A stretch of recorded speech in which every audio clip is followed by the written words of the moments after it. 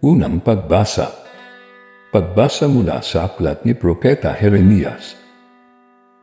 Sinasabi ng Panginoon, darating ang panahon na gagawa ako ng bagong pakikipagtipan sa Israel at sa Huda. Ito'y di gaya ng tipang ginawa ko sa kanilang mga ninuno nang ilabas ko sila sa Ehipto. Bagamat sumira sila sa kasunduan namin, nagtiyaga ako sa kanila. Ganito ang gagawin kong tipan sa Israel. Itatanim ko sa kanilang kalooban ang aking kautusan, isusulat ko sa kanilang mga puso. Ako'y magiging kanilang Diyos at sila ang magiging bayan ko. Hindi na nila kailangang turuan ang isa't isa upang makilala ang Panginoon. Lahat sila, dakil at hamak, ay makakilala sa akin, sapagkat patatawarin ko sila sa kanilang maling gawain at hindi ko nagugunitain pa ang kanilang kasalanan. Ang salita ng Diyos. Salamat sa Diyos. Salmong tubunan. Diyos ko, sa aking likhain, tapat na puso't loobin. Ako'y kaawaan, o mahal kong Diyos. Sang-ayon sa iyong kadandahang loob. Mga kasalanan ko'y iyong pawiin. Ayon din sa iyong pag-ibig sa akin. Linisin mo sana ang aking karumihan, at ipatawad mo yaring kasalanan. Diyos ko, sa aking likhain, tapat na puso't loobin. Isang pusong tapat sa aking likhain. Bigyan mo, O Diyos, ng bagong damdamin. Sa iyong harap ay huwag akong alisin. Ang Espiritu mo ang papaghariin. Diyos ko, sa aking likhain, tapat na puso't loobin. Ang galak na dulot ng iyong pagliligtas, ibalik at ako ay gawin mong tapat. Kung magkadayon na, aking tuturoang sa iyo lumapit ang makasalanan.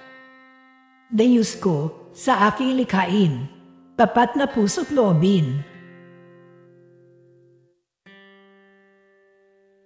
Ikalawang pagbasa. Pagbasa mula sa sulat sa mga Hebreo.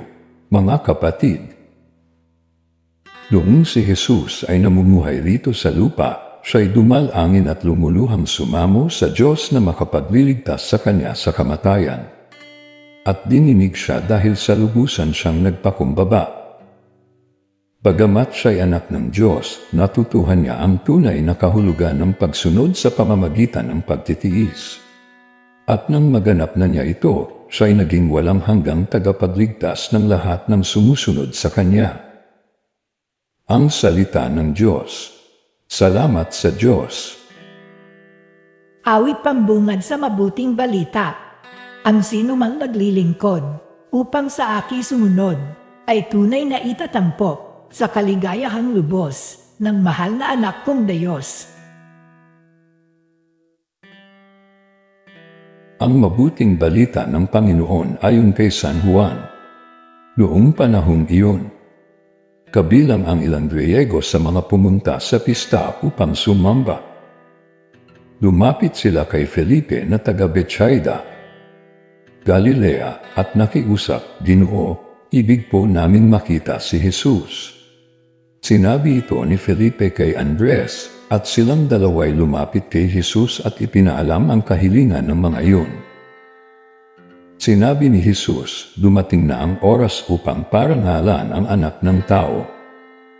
Tandaan ninyo, malibang mahulog sa lupa ang butil ng trigo at mamatay, mananatili itong nag-iisa.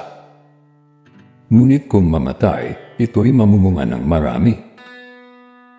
Ang taong labis na nagpapahalaga sa kanyang buhay ay siyang mawawalan nito, ngunit ang napupuot sa kanyang buhay sa daigdig na ito ay siyang magkakaroon nito hanggang sa buhay na walang hanggan. Dapat sumunod sa akin ang naglilingkod sa akin, at saan man ako naruroon ay naroon din ang aking lingkod. Pararangalan ng Ama ang sino mang naglilingkod sa akin. Ngayon, ako'y nababagabag. Sasabihin ko ba, Ama, iligtas mo ako sa kahirapang daranasin ko? Hindi. Sapagkat ito ang dahilan kung bakit ako naparito upang danasin ang kahirapang ito. Ama, Parangalan mo ang iyong pangalan. Isang tinig mula sa langit ang nagsabi, "Pinarangalan ko na ito at muli kong pararangalan." Narinig ito ng mga taong naroon at ang sabi nila, kumulog. Sabi naman ng iba, nagsalita sa kanya ang isang anghel. Sinabi ni Jesus, "Ipinarinig ang tinig na ito dahil sa inyo, hindi dahil sa akin." Panahon na upang hatulan ang sanlibutan. Itataboy ngayon sa labas ang pinuno ng sanlibutan ito. At kung ako'y may taas na, ilalapit ko sa akin ang lahat ng tao. Sinabi niya ito upang ipakilala kung paano siya mamamatay. Ang mabuting balita ng Panginoon. Pinupuri ka namin, Panginoong Hesukristo.